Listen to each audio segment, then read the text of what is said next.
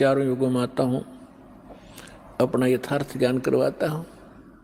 लेकिन जिस समय आप यहाँ सतलोक से बिछुड़कर मेरे से आए, उसी दिन से आप बहुत दुखी होने लगे और काल भगवान ने आपके ऊपर त्रिगुणमयी माया का इतना प्रभाव कर दिया, आप भूल गए अपने मूल स्थान को।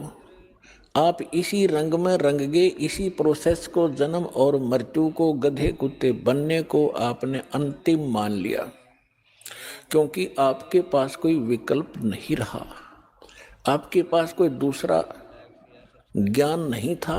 ये अज्ञान आपके हृदय में ठोक ठोक कर भरवा दिया काल भगवान ने। अपने आत्माओं, अब 3 युगों के अंदर जीव पार कम होते हैं और चौथा युग जो कलयुग आता है, और उस कलयुग का भी ये प्राइम टाइम है। इसको बिचली पीढ़ी कहा है परमेश्वर ने। परमात्मा ने कलयुग को 3 चरणों में बांटा है।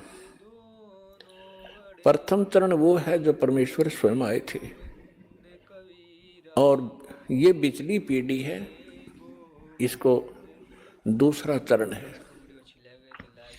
और अंतिम जो लास्ट चरण है कलयुग का, तो इन तीनों को बांटा है परमात्मा ने, क्योंकि प्रथम चरण के अंदर ये जीव घने दुखी नहीं होते। पहले वाले युगों से की तुलना में तो दुखी होते हैं, लेकिन इतने नहीं होते, इतनी जलालत नहीं भरती जितनी अब भरगी हमारे अंदर। इसका कारण क्या है ये बताएंगे आपको। अब परमात्मा ने, जब हम यहाँ आ गए, हम मरने लगे, जब हमें बहुत दुख हुआ। क्यों मर रहे हैं? एक व्यक्ति के बारे में बताते हैं, एक राजा बना और लाख वर्ष तक जीवित रहा, लाख वर्ष तक राजा ही रहा, और मरने लगा। जब उससे यमदूत लेने आए तो उसने कहा, मुझे एक सांस और दे दो। यमदूतों ने कहा कि खबरदार, एक सांस भी लिया। उसने कहा, तुम मेरी सारी पृथ्वी ले लो, मुझे कुछ जीवन दान दे दो। उन्होंने कहा कि हम ये नहीं कर सकते, तेरा समय आ गया, तू चल। तो हम मरना क्यों नहीं चाहते? हम अपने आप को वृद्ध भी देखना नहीं चाहते।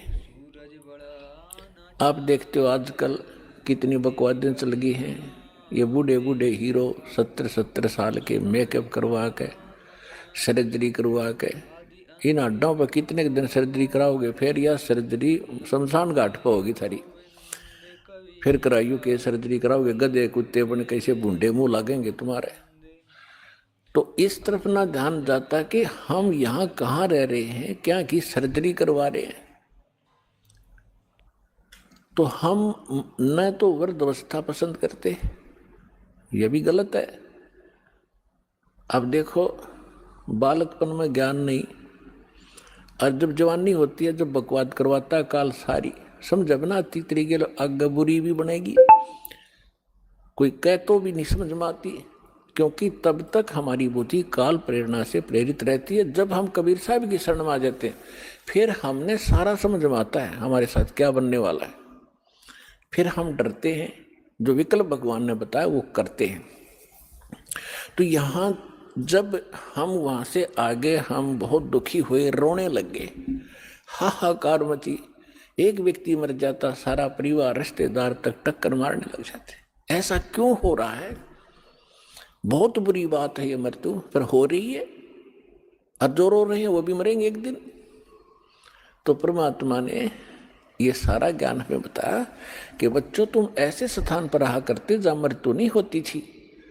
आप ऐसे स्थान पर रहते थे जहाँ वृद्धावस्था नहीं होती।